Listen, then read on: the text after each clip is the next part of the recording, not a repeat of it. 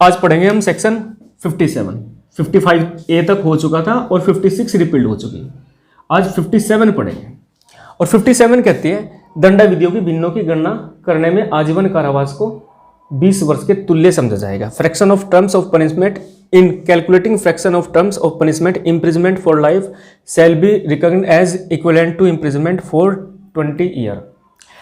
अब सेक्शन 57 को समझने के लिए आपको 64 का पता होना चाहिए, 65 का पता होना चाहिए। यदि 64 और 65 आपको नहीं पता तो 57 का यूज ही इनके अंदर जाकर के है तो आपको कुछ नहीं पता लग पाएगा सेक्शन 57 क्या करती है। तो 2-3 सेक्शन हमारी कवर हो जाएंगे अच्छे से और एक इस बात को डिस्कस करेंगे बहुत अच्छे से कि जो लाइफ इम्प्रिजनमेंट होता है, जो आजीवन कारावास होता है, वो 20 वर्ष का होता है, 14 वर्ष का होता है, दिन और रात दोनों गिने जाते हैं, क्या है और क्या नहीं है, इसको बहुत डिटेल में डेप्थ में जाकर के हम डिस्कस कर लेंगे। सेक्शन 64 के ऊपर आते हैं। सेक्शन 64 कहती है कि जुर्माना नहीं देने पर कारावास का दंडादेश। ठीक है ना। तो देखिए, जब कोर्ट जुर्माना लगाती है तो किस तरह से लगाती है कि या तो किसी पनिशमेंट की जो सजा होगी इस तरह से होगी, कारावास और जुर्माना, या किसी अपराध का जो पनिशमेंट होगा वो केवल कारावास हो सकता है, या कारावास या जुर्माना, है ना, या इस तरह से होगा कि कारावास या जुर्माना या दोनों, या केवल जुर्माना।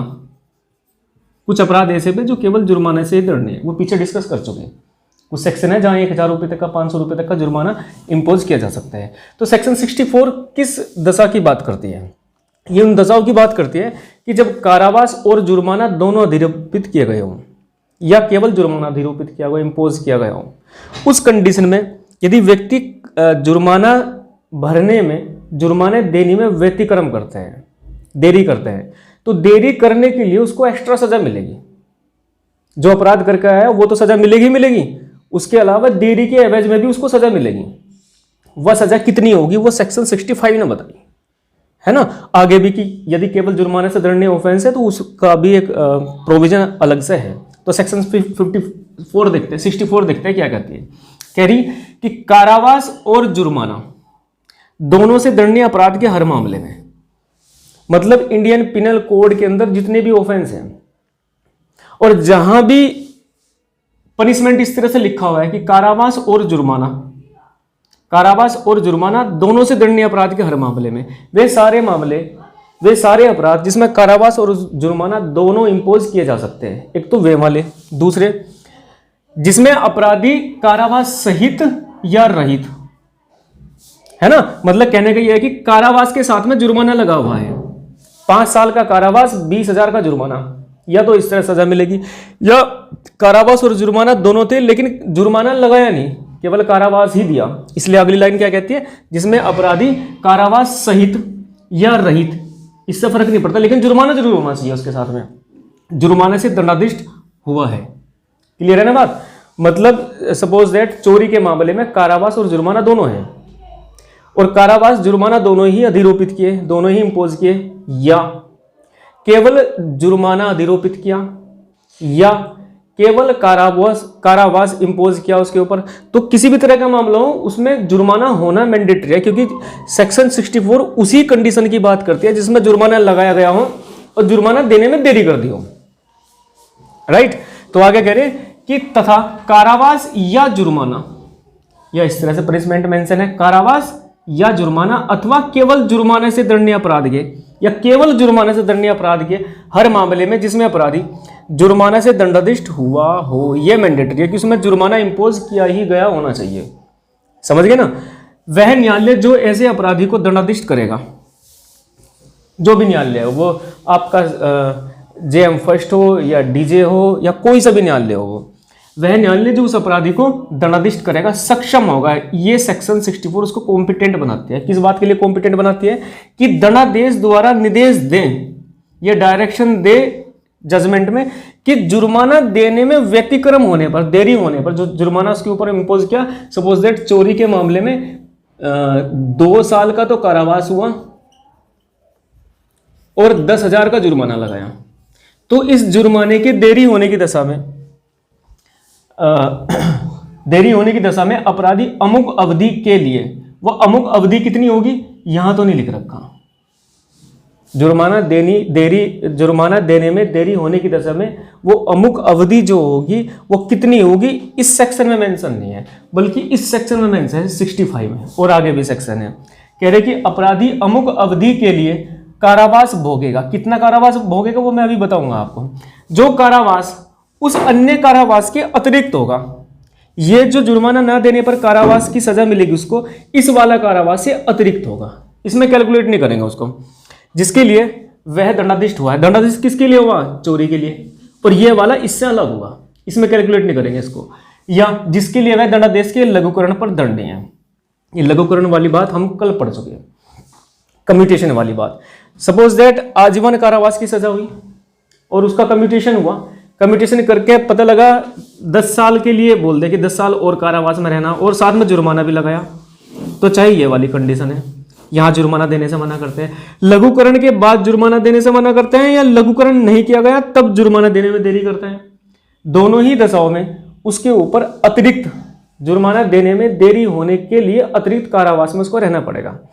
एक तो मिसकंसेप्शन बच्चों को ये रहता है, ये क्लियर कर लेते हैं कि ऐसा नहीं है कि या तो जुर्माना दे दे या कारावास भोग ले, ऐसा नहीं होता। जुर्माना तो कोर्ट अपना वसूल करके रहेगी ही रहेगी, हर हालत में अपना जुर्माना वसूल लेगी वो। उसके पास तो सरकार है, बुलडोजर है, समझ गए ना। वो उसकी प्रॉपर्टी को जब्त कर लेंगे, वो कानून की प्रक्रिया से जुर्माना वसूल लेंगे, समझ गए ना। उसके पास में सारे उपाय हैं। लेकिन यहां बच्चों को ऐसा लगता है कि या तो जुर्माना भर दे या जेल काट ले, ऐसा नहीं है, बदले में नहीं है। इसलिए क्या लिखा शब्द यहां पर? जुर्माना देने में व्यतिक्रम होने की दशा में। व्यतिक्रम का मतलब होगा देरी होने की दशा में। अगर देरी करता है तो देरी होने की दशा में उसको अतिरिक्त कारावास में जाना ही जाना पड़ेगा।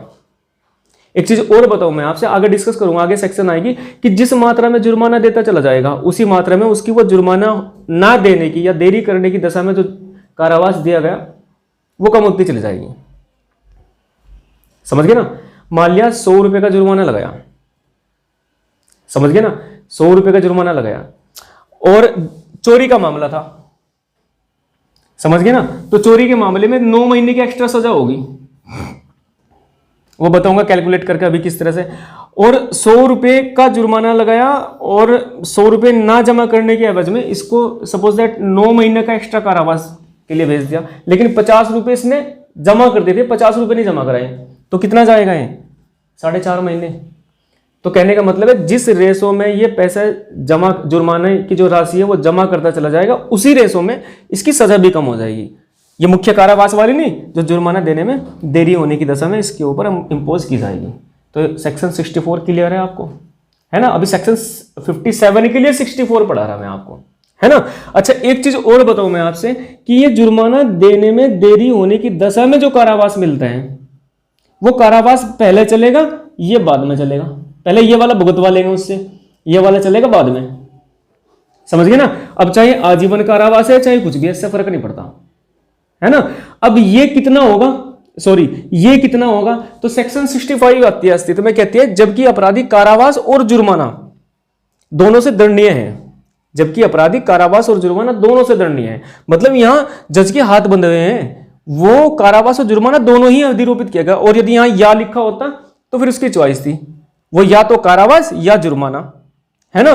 कानून के हिसाब से चलना पड़ेगा ना जज को भी। तो क्या कह रहे हैं कि जबकि अपराधी कारावास प्लस जुर्माना दोनों से दंडनीय है, तो वह अवधि जिसके लिए जुर्माना देने में देरी होने की दशा में के लिए न्यायालय अपराधी को कारावासित करने का निर्देश दे, डायरेक्शन दे, तो कारावास की उस अवधि की 1/4 से अधिक नहीं होगी जो अपराध के लिए अधिकतम नियत है।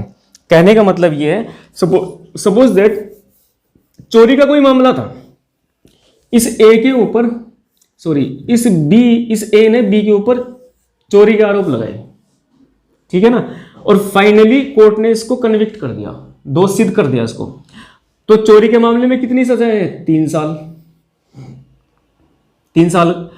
अब 3 साल जरूरी थोड़ी मैक्सिमम ही पनिशमेंट इसको मिले, हो सकता है 2 साल के लिए जेल भेज दिया उसको, और 2 साल की जेल और 10,000 का जुर्माना लगा दिया इसके ऊपर। जुर्माना कहते हैं कि भाई साहब जुर्माना तो मेरे पास है नहीं, तो अब 2 साल तो ये रहने पड़ेंगे जेल में इसको, और ये जुर्माना देने में जो देरी की इसने, इसके लिए भी जेल में जाना पड़ेगा। इसके लिए जेल में कितना जाना पड़ेगा, कितना टाइम जाना पड़ेगा, और पहले सजा यही चलेगी। उसका कैलकुलेशन है 65 में। क्या मेथड दे दिया कि ये जो मुख्य कारावास इसको हुआ, जिस अपराध के लिए इसको 2 साल की सजा हुई, उसका जो अधिकतम मेंशन है इंडियन पिनल कोड में, उसका 1/4 करेंगे। जो सजा कोर्ट ने दी उसका 1/4 नहीं, बल्कि उस अपराध के लिए जो अधिकतम अपराध की अवधि जो लिख रखी, समझ गए ना, अपराध जो कारावास की जो अधिकतम अवधि लिख रखी उसका 1/4 करेंगे। कहने का मतलब क्या है, इंडियन पिनल कोड में 379 में सजा हुई इसको, तो वहां मैक्सिमम कारावास कितना है, 3 साल। दिया कितना भी हो इससे फर्क नहीं पड़ता, मैक्सिमम कितना लिखा हुआ है वो हमें चेक करना। तो 3 साल का 1/4 कर लो आप। 1/4 कितना हो जाएगा, पहले महीने बना लो 3 साल के, तो 3 साल में कितने महीने हो जाएंगे, 12 तिया 36, 1/4 कर लो, 1/4, 1/4 निकाले ना, तो 4 नम 36 है ना, तो 2 साल तो ये और 9 महीने ये। और अगर इसने 500 रुपये जमा कर दिए हो तो फिर 4.5 महीने रहना बस अब इसको जेल में, है ना। जिस रेशो में देता चला जाएगा उसी रेशो में हम इसको छोड़ते चल जाएंगे।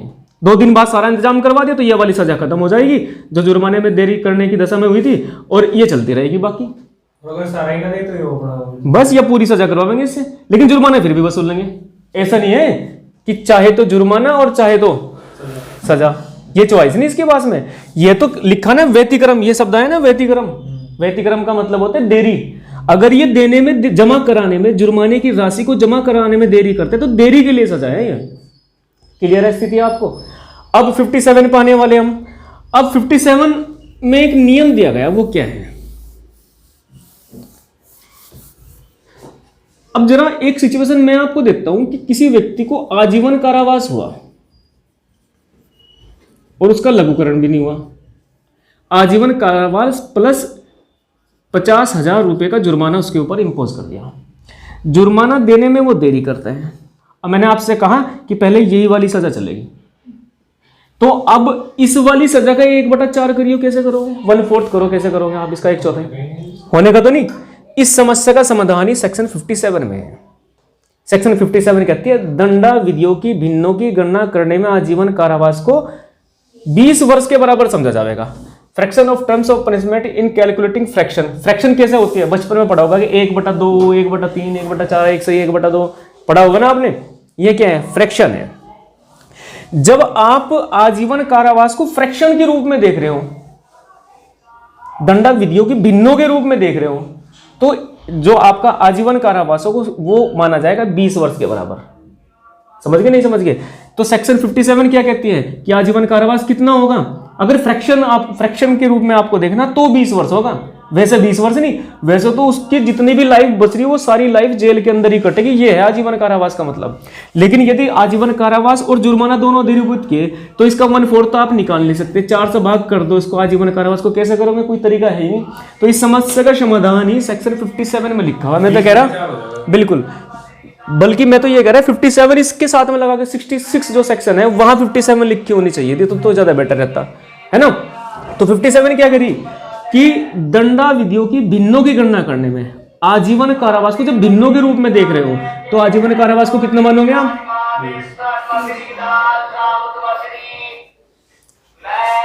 समझ गए ना, 20 वर्ष के बराबर मान लेंगे। अब 20 वर्ष को 4 से काट दो, उसको 5 साल आ जाएंगे।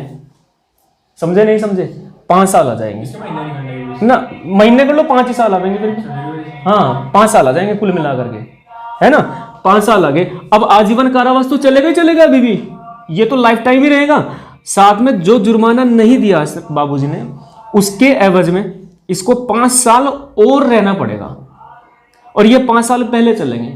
अब एक सवाल यही एराइज हो गया। सवाल यह है कि जब आजीवन कारावास का मतलब मैंने आपको बताया कि उसकी अंतिम सांस तक, रिमेनिंग लाइफ जेल के अंदर, तो ये जो एक्स्ट्रा 5 साल है ये किस तरह से चलेंगे। ऐसा तो हो नहीं सकता कि इसका जीवन समाप्त हो जाए और फिर इसके पीछे इसकी आत्मा की जहां भी जन्म लेगा 5 साल फिर कटवा लेंगे इससे, ये तो पॉसिबल नहीं है। तो फिर लिखने का फायदा ही क्या है, समझ रहे ना। तो बात समझिए, हमने पीछे क्या पढ़ा था, commutation of sentence of death, और एक हमने क्या पढ़ा था, commutation of sentence of imprisonment for life, आजीवन कारावास का लघुकरण। यदि इफ और बट करके किसी सूरत में इसके आजीवन कारावास का लघुकरण कर दिया हो, सरकार ने कम्यूटेशन कर दिया हो, और कम्यूटेशन करके इसको कितना कर लिया हो, 10 साल 20 साल, नहीं 20 साल तो नहीं हो सकता सॉरी, क्योंकि 14 ईयर को एक्सीड नहीं करेंगे, 10 साल कर दिया या 14 ईयर ही कर दिया, अब तो रेलेवेंसी बन गई ना, 15 साल हो जाएंगे इसके। समझ के नहीं समझ के, अब तो रेलेवेंसी बन गई ना, अब चला लेंगे ये, पहले यही चलेगी, ऐसा ना हो कि फ्यूचर में इसका कम्यूटेशन हो जाए। समझ के नहीं समझ के भाई, ऐसा भी तो हो सकता है ना कि इसको आजीवन कारावास की सजा हुई, 5,000 का जुर्माना है, इसका 1/4 कर लिया हमने, 5 साल आगे निकल करके, और मैं कह रहा कि 5 साल पहले यही वाले चलेंगे, तो इसका तो कोई फायदा नहीं, पहले चला लो चाहे बाद में चला लो, क्या फर्क पड़ रहा है जब आजीवन इसको रहना ही रहना है ना। लेकिन ऐसा भी तो हो सकता है ना कि आजीवन कारावास का लघुकरण करके 10 ही साल कर दिया हो सरकार ने, अब तो रेलेवेंसी बन गई ना, अब 5 साल ये और 10 साल ये, समझ गए ना। तो जब भी आपको आजीवन कारावास को फ्रैक्शन के रूप में देखना हो, दंड विधियों की भिन्नों के रूप में कैलकुलेशन आपको करनी हो, तो आजीवन कारावास 20 ईयर्स माना जाएगा। समझ गए ना, केवल इस समस्या के समाधान के लिए सेक्शन 57 बनाएंगे, बस इतना याद रखिए आप, समझ गए ना, केवल कुछ ही सेक्शन में इस समस्या के समाधान के लिए सेक्शन 57 बनाई गई, और इसका कोई पर्पज नहीं है। नहीं तो यह समस्या आ जाती कि अब आजीवन कारावास का 1/4 कैसे करें, हम नहीं कर सकते थे ना। क्लियर है ना स्थिति आपको, एक बात तो ये। अच्छा, कुछ चीजें डिस्कस करते हैं।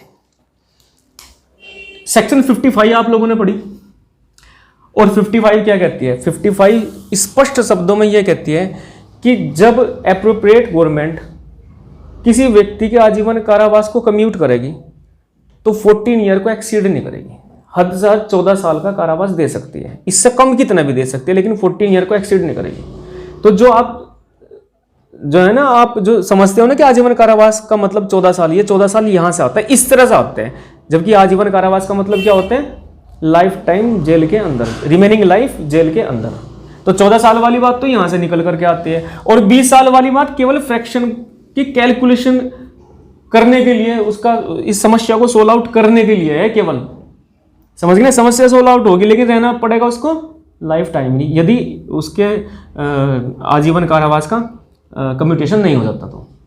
और 20 साल वाली बात यहां से आई, दिन और रात का कोई कॉन्सेप्ट नहीं होता, 24 घंटे में दिन और रात दोनों नहीं होते, 12 घंटे के तो होते नहीं, समझ गए ना। तो 14 साल वाली बात तो यहां से है आपकी, और 20 साल वाली बात यहां से है आपकी। स्थिति क्लियर है आपको। अब एक चीज और पढ़ लेते हैं साथ के साथ, एक सेक्शन है सीआरपीसी की 433A, ये भी बड़ी काम की बात करती है। ये सेक्शन ये कहती है, यदि किसी मामले में जज किसी व्यक्ति को मृत्युदंड दे सकता था, लेकिन मृत्युदंड ना दे करके उसको आजीवन, क्योंकि वो तो रेयर एंड रेयरेस्ट मामले में दिए जाते हैं, लेकिन वहां उसके पास में पावर थी कि वो या तो मृत्युदंड दे दे या आजीवन कारावास।